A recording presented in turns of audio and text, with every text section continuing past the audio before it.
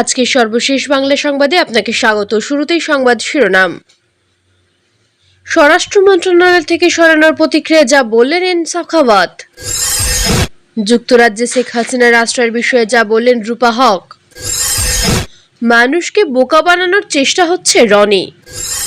নতুন রাজনৈতিক দল গঠনের বিষয়ে এবার মুখ খুলেন উপদেষ্টা নাহিদ। কেন নেতৃত্ব থেকে সরার ঘোষণা জবি সমন্বয়কের? বাংলাদেশের চেয়ে হাসিনাকে প্রাধান্য দিয়ে যে বিপদে ভারত। কেন রিমান্ডে প্রশ্ন করলে হাসান আনিসুল হক। বিস্তারিত প্রতিবেদনে যাওয়ার আগে অনুরোধ করব চ্যানেলটি সাবস্ক্রাইব করুন এবং আপনি কোন জেলা থেকে আমাদের এই ভিডিওটি দেখছেন তা কমেন্ট করে জানিয়ে দিতে ভুলবেন না। স্বরাষ্ট্র মন্ত্রণালয় থেকে সরানোর প্রতিক্রিয়া যা বললেন এম সাখাওয়াত। অন্তর্বর্তী সরকারের পুরাতন উপদেষ্টাদের মধ্যে থেকে 8 জনের দপ্তর পুনর্বন্টন করা হয়। স্বরাষ্ট্র মন্ত্রণালয় কৃষি মন্ত্রণালয়ের দায়িত্ব দেওয়া হয়েছে লেফটেন্যান্ট জেনারেল জাহাঙ্গীর আলম চৌধুরীকে, আর স্বরাষ্ট্র মন্ত্রণালয়ের দায়িত্ব থেকে সরিয়ে ব্রিগেডিয়ার জেনারেল এম সাখাওয়াত হোসেনকে দেওয়া হয়েছে বস্ত্র ও পাট মন্ত্রণালয়ের দায়িত্ব। স্বরাষ্ট্র মন্ত্রণালয় থেকে সরিয়ে দেওয়া হলে এম সাখাওয়াত হোসেন বলেন, এতে মন খারাপের কিছু নেই। আলহামদুলিল্লাহ, আমার যতটুকু করার সাধ্য ছিল করে আসছি। বস্ত্র ও পাট মন্ত্রণালয়ের উপদেষ্টা করার প্রসঙ্গে এম সাখাওয়াত হোসেন বলেন, এখন যেখানে দিয়েছে সেখানে কাজ করতে পারলে করব, আর অপরাগ্য হলে চলে যাব। স্বরাষ্ট্র উপদেষ্টা হওয়ার পর গত 12 আগস্ট স্বরাষ্ট্র মন্ত্রণালয়ের সভাকক্ষে সাংবাদিকদের সঙ্গে কথা বলেন এম সাখাওয়াত হোসেন। ওই দিন আন্দোলনের মুখে ক্ষমতা ছাড়া আওয়ামী লীগকে গন্ডগোল না পাকিয়ে নতুন মুখ দিয়ে দল গোছানোর পরামর্শ দেন তিনি। দেশের জন্য আওয়ামী লীগের অবদানের কথা তুলে ধরে সাখাওয়াত হোসেন বলেন, এটা অনেক বড় party. I have lot of respect for Awami League. একসময় বাঙালিদের ভরসার জায়গা ছিল এই পার্টি। 52-69 গণ আন্দোলন ও স্বাধীনতা আন্দোলনের অবদান ব্যক্তিগত কোনো কারণে নষ্ট করবেন না, এটা জাতীয় সম্পদ, আপনারা আসুন।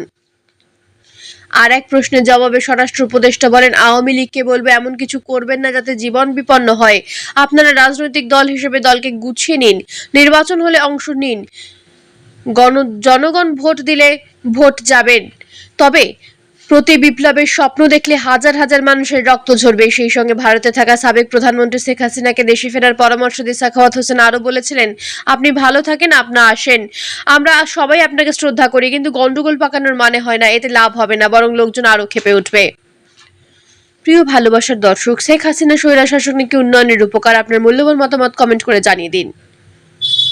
এদিকে আরেকটি আলোচিত নিউজ হচ্ছে যুক্তরাজ্যে শেখ হাসিনার আশ্রয়ের বিষয়ে যা বললেন রূপা হক। ছাত্র জনতার 23 দিনের দেশ কাঁপানো আন্দোলনের পতন হয় আওয়ামী লীগ সরকারের। ছাত্র জনতার অভ্যুত্থানের মুখে গত 5 আগস্ট রাষ্ট্রপতি মোহাম্মদ সাহাবউদ্দিনের কাছে প্রধানমন্ত্রীর পদ থেকে পদত্যাগপত্র জমা দেন শেখ হাসিনা। এরপর গণভবন থেকে হেলিকপ্টারে দেশ ছাড়েন। সে সময় তার সঙ্গে ছিলেন তার বোন শেখ রেহানা। বর্তমানে তিনি ভারতে রয়েছেন। শেখ হাসিনা যুক্তরাজ্যে রাজনৈতিক আশ্রয় গ্রহণের সম্ভাবনা নিয়ে গুঞ্জনের মধ্যে দেশটির ব্রিটিশ বাংলাদেশের সংসদ সদস্য রূপা হক বলেছেন, তার সরকারের এমন কোনো সিদ্ধান্ত নেওয়া সমীচীন হবে না। ব্রিটিশ সংবাদ মাধ্যম দ্য স্ট্যান্ডার্ডে এক নিবন্ধে তিনি তার মত তুলে ধরেন। লেবার পার্টির সংসদ সদস্য রূপা হকের লেখাটি বৃহস্পতিবার দ্য স্ট্যান্ডার্ড প্রকাশ করেছে। তিনি লিখেছেন, বাংলাদেশ কতটা বিশৃঙ্খল ছিল তা নিয়ে দিয়েছিলেন জর্জ হ্যারিসন। গত সপ্তাহে তিনি আবার সঠিক প্রমাণিত হলেন। সাদ্দাম হোসেনের ক্ষমতাচ্যুতির মতো ঘটনার প্রতিফলন দেখা গেল। জাতির পিতা ভাস্কর গুড়িয়ে দেওয়া হলো, কুশপুতুল পোড়ানো হলো, যা ঢাকা থেকে টাওয়ার হ্যামলেট পর্যন্ত ছড়িয়ে পড়েছিল। ছাত্র আন্দোলনের মুখে শেখ হাসিনার পতনকে তিয়ানআমেন স্কোয়ারের সঙ্গে তুলনা করে রূপা হক লিখেছেন, স্বৈরাচারী কন্যা শেখ হাসিনা দেশটির আয়ুষ্কালের বড় অংশই শাসন করেছেন। রূপা হক লিখেছেন, অধিকাংশ মানুষ মনে করে শেখ হাসিনা শুধু শাড়ি পরা একজন সপ্তিতপর বৃদ্ধাই নন, বর্বর শাসকও। সারা দেশে জ্বালা ও পোড়ায়ের মধ্যে তিনি ভারতে নির্বাসিত হন। 5 আগস্ট গণ আন্দোলনের মুখে দেশ ছেড়ে ভারত চলে যান শেখ হাসিনার সঙ্গে ছিলেন তার ছোট বোন শেখ রেহানা। সেই থেকে তারা ভারতেই আছেন। ভারত থেকে শেখ হাসিনা যুক্তরাজ্যে যেতে পারেন এমন খবর দিতে থাকে ভারতীয় সংবাদ মাধ্যমগুলো। শেখ হাসিনা যুক্তরাজ্যে আশ্রয় চেয়েছেন বলেও খবর আসে, তবে এ নিয়ে প্রকাশ্যে কেউ কোনো তথ্য দেয়নি। প্রিয় ভালোবাসার দর্শক, আপনি কোন দলের সমর্থক? আপনার মূল্যবান মতামত কমেন্ট করে জানিয়ে দিন। অন্যদিকে আরেকটি গুরুত্বপূর্ণ নিউজ হচ্ছে মানুষকে বোকা বানানোর চেষ্টা হচ্ছে রনি। দেশ বিদেশের বিভিন্ন ইস্যু নিয়ে টক শো, ইউটিউব কিংবা ফেসবুক সর্বত্র সরব থাকেন সাবেক সংসদ কলামিস্ট গোলাম মাওলা রনি। দেশের চলমান পরিস্থিতি নিয়েও তিনি নিয়মিত জাতিকে আপডেট রাখার চেষ্টা করছেন। এরই অংশ হিসেবে নিজের ভেরিফাইড ফেসবুক অ্যাকাউন্ট থেকে দেশের বর্তমান পরিস্থিতি নিয়ে একটি স্ট্যাটাস দিয়েছেন তিনি। আজ শনিবার বেলা 2:28 দেওয়া পোস্টে তিনি বলেছেন, সারা দেশে কি হচ্ছে? মানুষকে বোকা বানানোর চেষ্টা হচ্ছে সমস্যা সমাধানের পরিবর্তে। মানুষের সেন্টিমেন্ট নিয়ে নতুন খেলা শুরু হয়েছে। জবাব সালমান এফ রহমান, আনিসুল হক পলকের বিরুদ্ধে গণরোষ তুঙ্গে। কিন্তু তাই বলে তাদেরকে যেভাবে অপমান করে গ্রেপ্তার, আদালতে নেওয়া লোক লিলিয়ে অপমান করা, এটা মেনে নেওয়া যায় না। এগুলো মন্দ কাজ এবং ভবিষ্যতের জন্য অশনি সংকেত। মেজর জেনারেল জিয়াউল আহসান কোনো দিন ডিজিএফআই এর সঙ্গে ছিলেন না। তাকে বলা হয়েছে আয়না ঘরের কারিগর, অর্থাৎ জেনারেল আকবর জেনারেল আবেদিন সম্পর্কে টু শব্দটি নেই।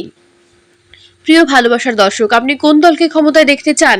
আপনার মূল্যবান মতামত কমেন্ট করে জানিয়ে দিন। এদিকে আরেকটি আলোচিত খবর হচ্ছে, নতুন রাজনৈতিক দল গঠনের বিষয়ে এবার মুখ খুলেন উপদেষ্টা নাহিদ। এই মুহূর্তে রাজনৈতিক দল গঠনের কোনো পরিকল্পনা তাদের নেই বলে জানিয়েছেন বৈষম্য বিরোধী ছাত্র আন্দোলনের সমন্বয়ক এবং অন্তর্বর্তী সরকারের উপদেষ্টা মোহাম্মদ নাহিদ ইসলাম। শুক্রবার রাতে নিজের ফেসবুক আইডিতে এক পোস্টে একথা জানান তিনি। মোহাম্মদ নাহিদ ইসলাম ফেসবুকে লিখেছেন, রাজনৈতিক দল গঠন আমাদের গণ অভ্যুত্থানের অভিমুখ না। এই মুহূর্তে প্রয়োজন অভ্যুত্থানে আহত শহীদদের পরিবারের পাশে দাঁড়ানো, নতুন করে দেশ গঠন, সংস্কার ও অভ্যুত্থানের স্পিরিট ও জাতীয় ঐক্য ধরে রাখা। ছাত্র জনতা অন্তর্বর্তী সরকার যে লক্ষ্যে কাজ করবে, ফ্যাসিবাদী ব্যবস্থা বাতিল করা হবে জানিয়ে তিনি লেখেন, ফ্যাসিবাদী ব্যবস্থার বিলোপ করে নতুন রাজনৈতিক বন্দোবস্ত আমাদের এক দফার অংশ ছিল। সেজন্য বিস্তর কাজ ও রাজনৈতিক কার্যক্রম পর্যন্ত জনগণের সঙ্গে আলোচনা ও সংলাপের মাধ্যমে আমরা ভবিষ্যৎ বাংলাদেশের রূপরেখা প্রণয়ন করতে চাই। তিনি আরো লিখেছেন, কিন্তু এই মুহূর্তে রাজনৈতিক দল গঠনের কোনো পরিকল্পনা আমাদের নেই। ছাত্র জনতা অভ্যুত্থানের স্পিরিট রক্ষায় সামাজিক রাজনৈতিক শক্তি হিসেবে কাজ করবে এবং সরকার জনগণের আকাঙ্ক্ষা অনুযায়ী রাষ্ট্র পুনর্গঠনের লক্ষ্যে কাজ করবে। প্রিয় ভালোবাসার দর্শক, শেখ হাসিনার সরকার পতনের জন্য দায়ী কে? আপনার মূল্যবান মতামত কমেন্ট করে জানিয়ে দিন। এদিকে আরেকটি নিউজ হচ্ছে, কেন নেতৃত্ব থেকে সরার ঘোষণা জবি সমন্বয়কদের। সরকারি চাকরিতে কোটা নিয়ে আন্দোলনে নেমে আওয়ামী লীগ সরকার পতনের নেতৃত্ব দেওয়া সংগঠন বৈষম্য বিরোধী ছাত্র আন্দোলনে চট্টগ্রাম বিশ্ববিদ্যালয়ে 5 সমন্বয়ক পদত্যাগ করেছেন। এদিকে জগন্নাথ বিশ্ববিদ্যালয় ইউনিটের নেতৃত্ব প্রদান করা বিশ্ববিদ্যালয়ের ইসলামিক স্টাডিজ বিভাগের শিক্ষার্থী মোহাম্মদ নূর নবী সমন্বয়ক থেকে সরে যাওয়ার ঘোষণা দিয়েছেন। সমন্বয়ক থেকে সরে গেলেও যে কোনো আন্দোলনে সাধারণ শিক্ষার্থী হিসেবে অংশগ্রহণ করবেন বলে শনিবার সকালে তার নিজ ফেসবুক আইডিতে একটি পোস্টে জানিয়েছেন এই শিক্ষার্থী। নূর নবী বলেছেন, এই মোহাম্মদ নূর নবী বৈষম্য বিরোধী ছাত্র আন্দোলনের একজন সমন্বয়ক হিসেবে শুরু থেকেই সকল আন্দোলনের সঙ্গে সক্রিয়ভাবে অংশগ্রহণ করেছি। এক্ষেত্রে আমাদের প্রাথমিক চাওয়াগুলো পূর্ণ হয়েছে বলে আমি মনে করি। আমাদের বৈষম্যহীন বাংলাদেশ গড়তে শহীদরা যে রক্ত দিয়েছেন তা এখনো পুরোপুরি বাস্তবায়ন হয়নি। শহীদদের আত্মত্যাগে অর্জিত এই স্বাধীন বাংলাদেশে যে কোনো বৈষম্য বিরোধী আন্দোলনে আমি একজন সাধারণ শিক্ষার্থী হিসেবে অংশগ্রহণ করব ইনশাআল্লাহ। অন্যদিকে আরেকটি খবর হচ্ছে, বাংলাদেশের চেয়ে হাসিনাকে প্রাধান্য দিয়ে যে বিপদে ভারত। ছাত্র জনতার গণ অভ্যুত্থানের মুখে গত 5ই আগস্ট পদত্যাগ করে পালাতে বাধ্য হন সাবেক প্রধানমন্ত্রী শেখ হাসিনা। সেদিন ছাত্র জনতা যখন তার সরকারি বাসভবনের দিকে এগোচ্ছিল, ঠিক তখন তিনি গোপনে ভারতে পালিয়ে যাচ্ছিলেন। সরকারি চাকরিতে কোটা সংস্কার নিয়ে গত জুন মাসে ওই আন্দোলন শুরু হয়। তবে 16 জুলাই যখন রংপুরের বেগম রোকেয়া বিশ্ববিদ্যালয়ের শিক্ষার্থী আবু সাইদ সহ সারা দেশের 6 জন নিহত হন, তখন এটি সরকার বিরোধী আন্দোলনের রূপ নেয়। তারই জেরে 5ই আগস্ট পতন ঘটে শেখ হাসিনার 15 বছরের শাসনের। শেখ হাসিনার পতনের বিষয়টি ভারতের শঙ্কা তৈরি করে, কারণ তিনি ছিলেন দক্ষিণ এশিয়ার মধ্যে ভারতের সবচেয়ে বড় মেট্রো। এ বিষয়ে ভারতের লেখক ও সম্পাদক রাহুল ত্রিপাঠী ফ্রান্স 24-কে বলেছেন, ভারত সরকার শেখ হাসিনার ওপর অতিরিক্ত, অন্যদিকে বাংলাদেশের ওপর কম বিনিয়োগ করেছে, আর এই কারণেই দেশটি এখন এমন শঙ্কায় পড়েছে। ফরাসি সংবাদ মাধ্যমটির প্রতিবেদনে বলা হয়েছে, গভীর সম্পর্ক করার জন্য ভারতের প্রধানমন্ত্রী নরেন্দ্র মোদী ও বাংলাদেশের সাবেক প্রধানমন্ত্রী শেখ হাসিনা উভয় নিজ দেশের গণতন্ত্রের পশ্চাৎসরণের উপেক্ষা করেছেন। শেখ হাসিনার পতনের পর ভারত সংখ্যালঘুদের উপর হামলার ব্যাপারে যে সতর্কতা দিয়েছে সেটিকে ভণ্ডামি হিসেবে অভিহিত করেছেন ফ্রান্স 24। সংবাদ মাধ্যমটিতে আরো বলা হয়েছে, শেখ হাসিনার পতনের বিষয়টি গত কয়েক বছর ধরেই তৈরি হচ্ছিল। যদিও সরকারি চাকরির কোটার সংস্কার নিয়ে শুরু হওয়া আন্দোলন তার শাসন অবসানের পথ তৈরি করেছে, কিন্তু গত 7ই জানুয়ারি যখন তিনি অস্বচ্ছ নির্বাচনের মাধ্যমে চতুর্থবারের মতো ক্ষমতায় আসে, তখন সাধারণ মানুষের ক্ষোভ আরো বৃদ্ধি পায়। মার্কিন পররাষ্ট্র মন্ত্রণালয় 7ই জানুয়ারির নির্বাচনকে একটি অস্বচ্ছ নির্বাচন হিসেবে অভিহিত করে, কিন্তু আঞ্চলিক পরাশক্তি ভারত ও চীন 76 বছর বয়সী শেখ হাসিনাকে দ্রুত সময়ের মধ্যে শুভেচ্ছা জানায়। বিশেষ করে নির্বাচন শেষে নরেন্দ্র মোদীর টুইটটি ছিল ন্যক্কারজনক। সাধারণ মানুষ ও বিরোধী দল সেই নির্বাচন বয়কট করলেও মোদী, শেখ হাসিনা এমনকি বাংলাদেশের মানুষকে শুভেচ্ছা বার্তায় জানিয়ে দেন। এদিকে আরেকটি নিউজ হচ্ছে, কেন রিমান্ডে প্রশ্ন করলেই হাসেন আনিসুল হক।